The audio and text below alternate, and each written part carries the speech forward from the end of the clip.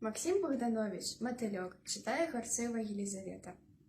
Понад белым пухом вишни, быццам синий огонек, уецца, шпаркі, лёгкі, сінякрылы мотылек. Навакол усё паветра, у струнах сонца залатых. Ён дрыжачымі крыламі звоніць ледзьве чутно ў іх.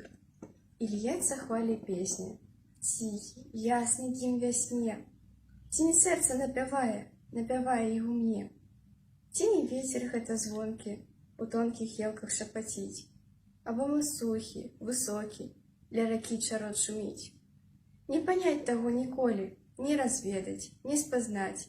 Не даюць мне думаць зыкі, што ляцяць, дрыжаць, звіняць. Песня рвецца і льецца на раздольны вольны свет. Але хто яго пачуе? Можа, толькі сам паэт.